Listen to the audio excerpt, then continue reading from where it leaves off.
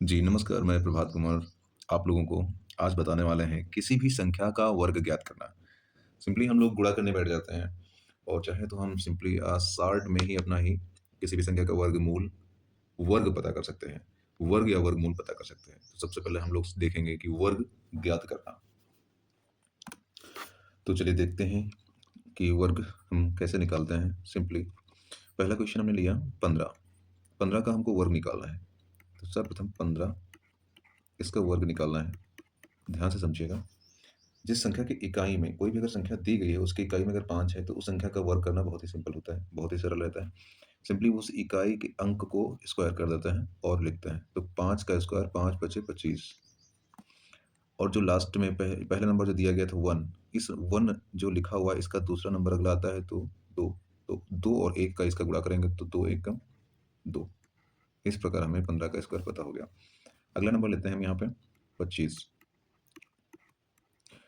25 इन सभी संख्याओं को हम देख रहे हैं, इनकी सभी इकाइयों में 5 दिया गया है और जिन जिन संख्याओं की इकाई में 5 दिया गया रहता है, उन संख्याओं का वर्ग ज्ञात करना बस इसी मेथड से हम निकाल सकते हैं और सरल रहता है। तो इसको देखते हैं, इसकी इकाई में 5 है तो 5 का स्क्वायर 25 होता है और जो इसमें 2 दिया गया है, 2 से अगला वाला नंबर 3 होता है, तो 3 और 2 का मल्टीप्लाई 3 दूनी 6 होता है। इस प्रकार ये पता हो गया। और अगला दिया है 35। 35 का जब स्क्वायर निकालेंगे तो 5 का स्क्वायर 25 होता है और जो 3 दिया गया है, 3 का अगला नंबर 4 होता है, तो 4 तियाँ 12, तो 1225 आ जाता है। अगला नंबर यहाँ पे 45। 45 का स्क्वायर निकालना है, तो 5 का स्क्वायर 25 हो जाता है, 4 से बड़ा अगला 5, तो 5 चौके 20, तो 2025 और इसी तरह हम 55 का भी निकाल लेंगे। 55 का स्क्वायर तो 5 बचे 25 हो जाएगा और 5 से बड़ा नंबर, इसमें 5 से बड़ा नंबर होता है 6, 6 पंचे 30, 3025 हो जाएगा। तो आप लोगों ने देखा होगा यहाँ पे हमने इतने सारे नंबर्स का स्क्वायर सिंपली निकाला है और इसके बाद आता है ऐसी संख्याएँ जिनकी इकाई में 5 नहीं होता है, उनका वर्गमूल हम कैसे निकालेंगे। तो चलिए देखते हैं। तो चलिए दोस्तों हम इसको सॉल्व करते हैं, जिसकी इकाई में ऐसी संख्या जिसकी इकाई में 5 नहीं होता है, उनको कैसे सॉल्व करना है। तो पहली संख्या लेते हैं 21। इस 21 का स्क्वायर करते समय सबसे पहले इकाई का अंक 1 ही आता है। 1 का स्क्वायर हमेशा 1 आता है। फिर इन दोनों को गुणा करते हैं तो 2 एकम 2, जो 2 आया है इसको फिर से स्क्वायर से मल्टीप्लाई करते हैं, तो 2 एकम 2 और 2 दूनी यहाँ पे 4 आ जाएगा। फिर लास्ट वाली संख्या का स्क्वायर 2 दूनी 4। इस प्रकार हमें 441 नंबर मिल जाता है। चलिए अगला नंबर देखते हैं 26।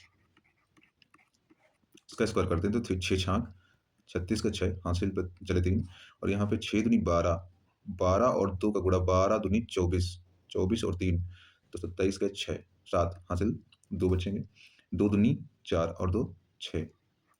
तो इस प्रकार ये नंबर हमको मिल जाता है। फिर यहाँ पे देखेंगे 31।